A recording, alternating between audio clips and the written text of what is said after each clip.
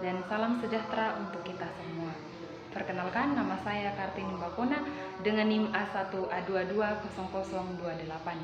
Saya adalah mahasiswi yang berkuliah di kampus Universitas Megarizky Makassar. Saya dari tingkat 1A Prodi S1 Kebidanan angkatan tahun 2020. Baik, dalam video saya saat ini di sini saya akan membahas materi tentang anatomi dan fisiologi sistem reproduksi pada wanita dan pria. Anatomi dan fisiologi sistem reproduksi pada pria dan wanita. Bagian A. Anatomi dan fisiologi sistem reproduksi pria. Secara anatomi, sistem reproduksi pria terdiri dari genitalia eksternal dan genitalia internal. Genitalia eksternal terdiri dari penis dan skrotum, sedangkan genitalia internal terdiri dari testis dan organ-organ penunjang, yaitu epididymis, ductus deferens, vesicula seminalis, ductus ejaculatorius, glandula prostat, dan glandula Cowper. Bagian pertama, genitalia eksternal. Genitalia eksternal terdiri dari penis, yaitu alat kelamin pria yang berfungsi sebagai saluran keluarnya air mani dan urin. Yang kedua yaitu skrotum, yaitu kantong kulit fascia superficial yang menggantung dari bagian dasar penis, berfungsi sebagai pelindung testis untuk reproduksi sperma normal. Bagian kedua yaitu genitalia internal. Genitalia internal terdiri dari pertama, testis. Testis adalah organ yang sangat penting pada sistem reproduksi pria. Fungsi testis yaitu untuk memproduksi sperma dan hormon testosteron. Kedua, epididymis. Epididymis yaitu saluran di dalam skrotum yang berfungsi mengangkut dan menyimpan sperma yang diproduksi oleh testis. Yang ketiga yaitu vas deferens, berbentuk tabung yang membentang dari epididymis ke uretra. Fungsi vas deferens yaitu menyalurkan sperma dari epididymis saat ejakulasi. Yang ketiga, vesicula seminalis, yaitu sepasang kelenjar aksesoris yang terletak di belakang kandung kemih di atas prostat. Fungsi vesicula seminalis yaitu untuk memproduksi dan menyimpan air mani untuk menjaga kualitas sperma. Yang keempat, ductus ejaculatorius, merupakan saluran di antara kandung kemih dan kelenjar prostat. Fungsi ductus ejaculatorius yaitu untuk mengeluarkan air mani berisi sperma yang telah matang menuju uretra pada saat ejakulasi. Yang terakhir, glandula prostat, yaitu kelenjar yang berfungsi mengeluarkan cairan yang melindungi dan nutrisi sperma. Dan glandula Cowper. Organ ini berfungsi untuk memproduksi cairan yang melicinkan saluran kemih. Selain itu, organ ini juga membantu menetralisir keasaman di saluran kemih yang terbentuk akibat sisa urin. Selanjutnya, hormon pada pria. Yang pertama, hormon testosteron.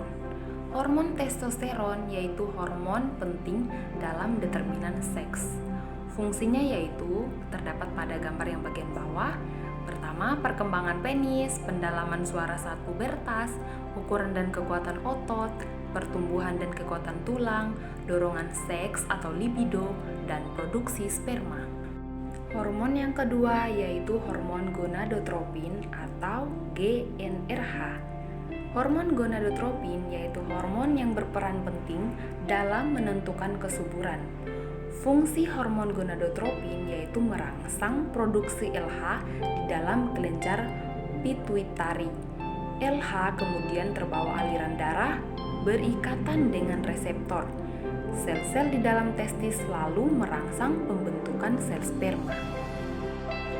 Hormon yang ketiga yaitu hormon estrogen. Hormon estrogen yaitu hormon yang menentukan gairah seksual dan kualitas sperma.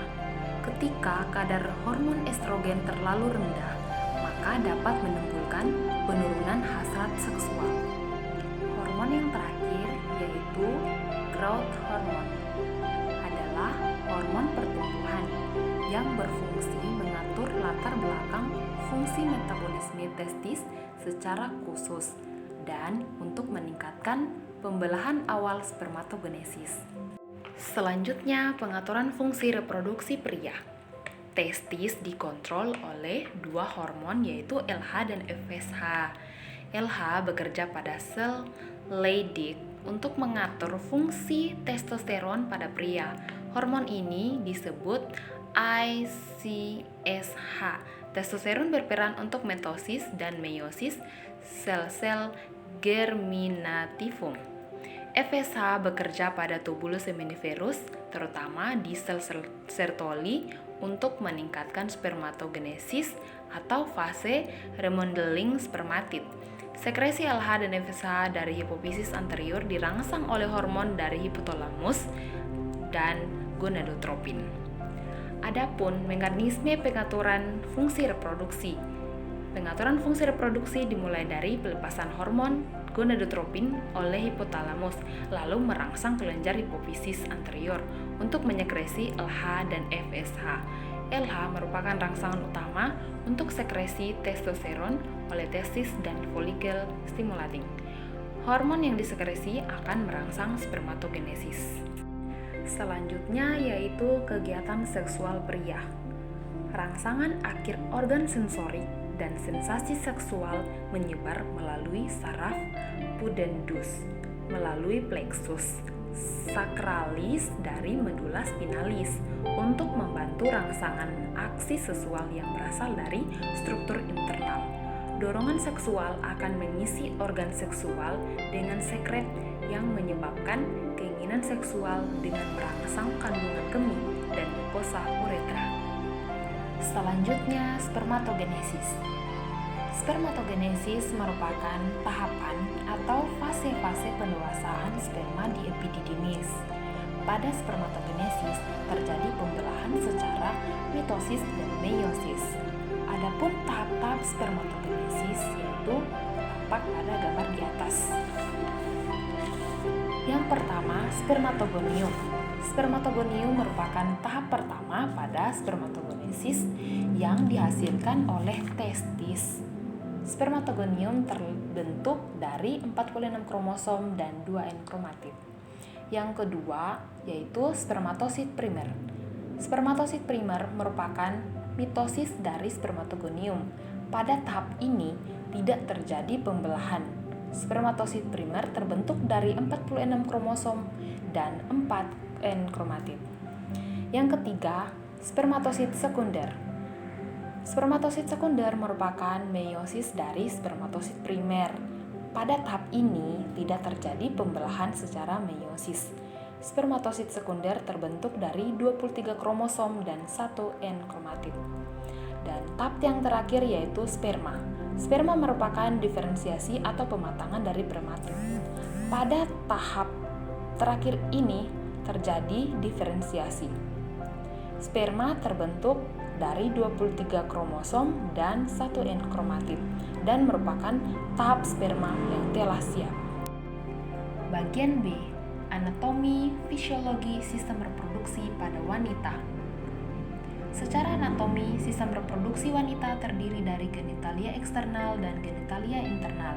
Genitalia eksternal terdiri dari mons pubis, labia mayora, labia minora, klitoris, glandula vestibularis mayor, dan glandula vestibularis minor. Sedangkan genitalia internal terdiri dari vagina, hymen, tuba uterin, uterus, dan ovarium. 1. Genitalia eksternal. Adapun bagian-bagian dari genitalia eksternal yaitu mons pubis. Mons pubis ialah penonjolan berlemak di sebelah ventral symphysis dan daerah suprapubis. Jaringan mons pubis ini terkelenjar untuk mengeluarkan minyak dengan feromon yang meningkatkan daya tarik seksual. Ada juga yang disebut dengan labia mayora, merupakan organ yang terdiri atas dua lipatan yang memanjang berjalan ke caudal dan dorsal dari mons pubis dan keduanya menutup prima pudendi. Fungsinya yaitu melindungi organ-organ intravagina sekaligus mencegah pembukaan selain aktivitas seks. Selanjutnya ada yang disebut dengan labia minora. Labia minora merupakan organ yang terdiri atas 2 lipatan kulit kecil terletak di antara kedua labia mayora pada kedua sisi introitus vagina. Fungsi labia minora yaitu melindungi lubang vagina dari benda-benda kecil yang bisa masuk ke dalam saluran kemih wanita seperti serangga atau kotoran. Dan ada pun yang disebut juga dengan klitoris. Klitoris terletak dorsal dari kemisura anterior labia mayora dan hampir keseluruhannya tertutup oleh labia minora. Fungsinya yaitu memberikan kenikmatan seksual. Hal ini karena klitoris punya 8.000 sel saraf dan dikenal sebagai organ yang paling sensitif pada organ tubuh. Ada juga yang disebut dengan glandula vestibulare mayor. Merupakan kelenjar yang bentuknya bulat atau ovoid yang ada sepanjang dan terletak dorsal dari bulbus vestibul atau tertutup oleh bagian posterior bulbus vestibul. Kelenjar ini menyekresi mukus ke dalam vestibul saat terjadi rangsangan seksual. Dan yang terakhir ada yang disebut dengan glandula vestibularis minor. Kelenjar ini berukuran lebih kecil, terletak di masing-masing sisi vestibulum di antara uretra dan orifisium vagina. Kelenjar ini menghasilkan mukus atau lendir yang berguna untuk melembabkan. Selanjutnya, 2 genitalia internal. Adapun bagian-bagian dari genitalia internal yaitu pertama, vagina. Secara anatomi, vagina merupakan organ yang berbentuk tabung dan membentuk sudut kurang lebih 60 derajat dengan bidang horizontal. Yang kedua, himen atau selaput darah. Selaput darah atau himen adalah lipatan mukosa yang menutupi sebagian dari introitus vagina. Himen tidak dapat robek disebut himen imperforatus. Selanjutnya, ada yang disebut dengan tuba uterin atau tuba fallopi. Tuba fallopi merupakan bagian berperan penting dalam proses menstruasi dan pembuahan dengan memiliki panjang masing-masing tuba kurang lebih 10 cm. Saluran ini berfungsi sebagai tempat berjalannya sel telur dari ovarium menuju rahim saat ovulasi dan sebagai tempat pertemuan sel telur dengan sperma saat proses pembuahan. Yang keempat adalah uterus. Uterus merupakan organ berongga dengan dinding muskular tebal, terletak calvum pelvis minor antara vesika urinaria dan rektum.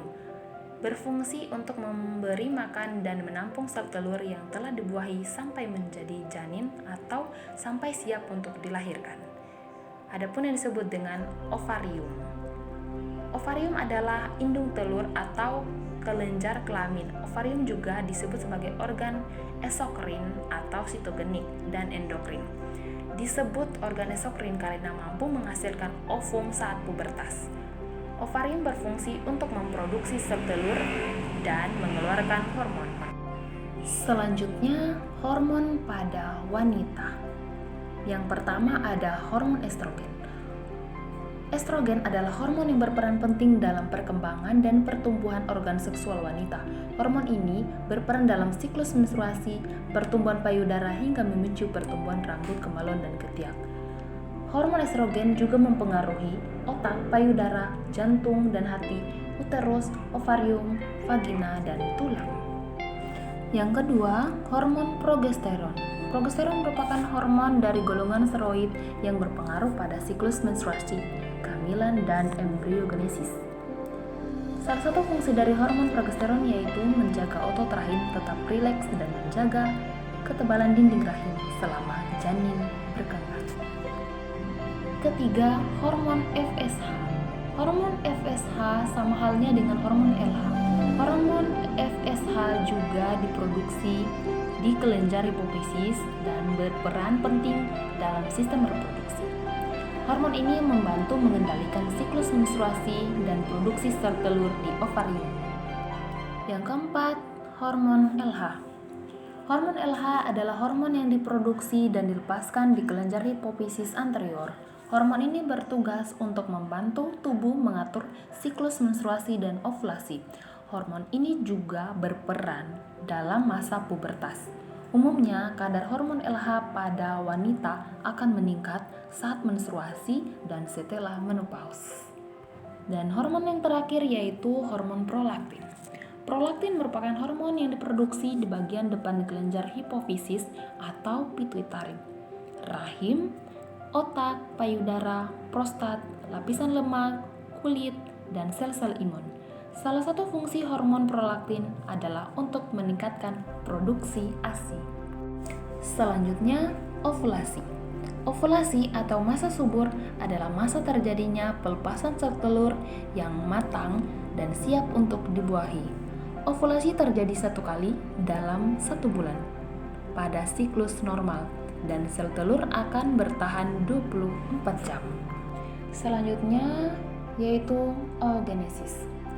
Oogenesis adalah penciptaan ovum yang merupakan proses dari bentuk betina gametogenesis yang setara dengan jantan yakni spermatogenesis. Oogenesis berlangsung melibatkan pengembangan berbagai tahap reproduksi sel telur yang belum matang. Selanjutnya menstruasi. Menstruasi adalah proses keluarnya darah dari vagina diakibatkan siklus bulanan alami pada tubuh wanita. Siklus menstruasi dibagi atas 4 fase. Yang pertama, fase menstruasi, yaitu lur dan dikeluarkannya dinding rahim dari tubuh. Hal ini disebabkan berkurangnya kadar hormon seks. Yang kedua, ada fase praovulasi, yaitu masa pembentukan dan pematangan ovum dalam ovarium yang dipicu oleh peningkatan kadar estrogen dalam tubuh. Yang ketiga, ada fase ovulasi. Masa subur atau ovulasi adalah suatu masa dalam siklus menstruasi wanita di mana sel telur yang matang siap untuk dibuahi. Dan yang terakhir ada fase pasca ovulasi, yaitu masa kemunduran ovum bila tidak terjadi fertilisasi. Pada tahap ini terjadi kenaikan produksi progesteron sehingga endometrium menjadi lebih tebal dan siap menerima embrio untuk berkembang. Jika tidak terjadi fertilisasi, maka hormon seks dalam tubuh akan berulang dan terjadi fase menstruasi kembali. Iya, itulah tadi materi dari saya tentang anatomi dan fisiologi sistem reproduksi pada pria dan wanita. Semoga materi yang saya videokan ini bisa bermanfaat kepada kita semua. Sekian dan terima kasih. Wassalamualaikum warahmatullahi wabarakatuh.